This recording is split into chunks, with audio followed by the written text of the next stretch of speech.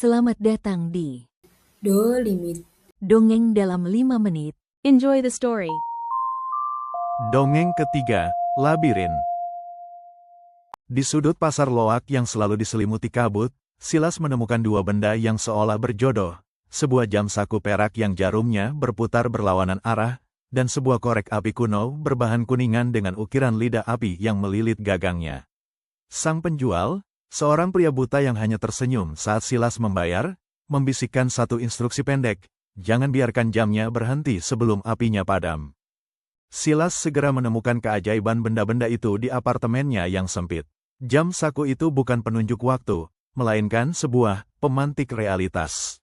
Setiap kali Silas memutar sekrup jamnya, waktu di sekitarnya melambat hingga berhenti total.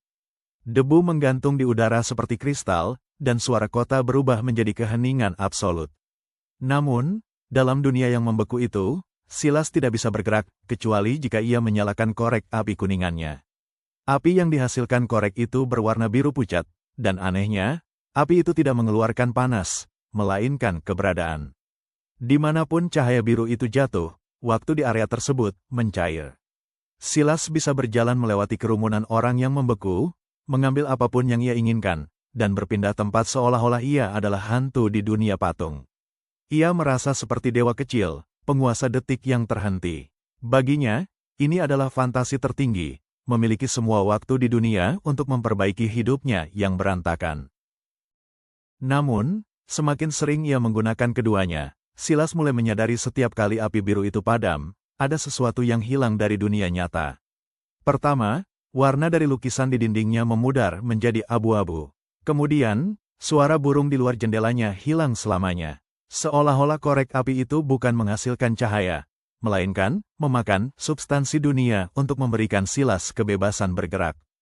Terobsesi untuk menghentikan momen perpisahan dengan kekasihnya yang akan pergi di stasiun kereta, Silas memutar jamnya lebih kencang dari biasanya. Ia ingin membekukan stasiun itu selamanya agar sang kekasih tak pernah naik ke kereta. Api biru dari koreknya berkobar hebat saat ia berlari menembus peron yang statis. Ia sampai tepat di depan kekasihnya yang membeku dengan air mata di pipi. Silas tersenyum, yakin ia telah menang atas takdir.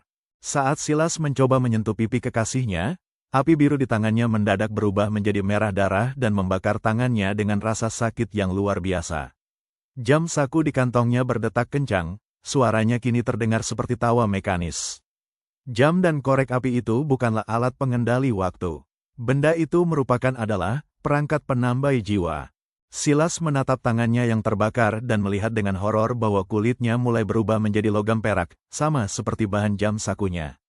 Ia melihat ke arah api yang kini menjalar ke pakaiannya, dan menyadari bahwa api itu tidak lagi memakan warna atau suara dari dunia luar. Api itu sedang memakan ingatan dan identitas Silas. Ia bukan sedang membekukan waktu dunia. Sebaliknya, setiap kali ia menyalakan korek itu, sedikit demi sedikit telah memindahkan dirinya sendiri ke dalam dimensi jam tersebut. Sosok pria buta di pasar loak tiba-tiba muncul di peron yang beku itu, kini matanya terbuka lebar dan bersinar biru.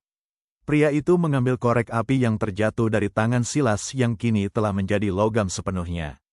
Pria itu meniup api merahnya hingga padam, dan seketika, seluruh stasiun kereta kembali bergerak. Kereta berangkat, kekasih Silas pergi, dan dunia kembali bising. Namun, tidak ada yang melihat Silas.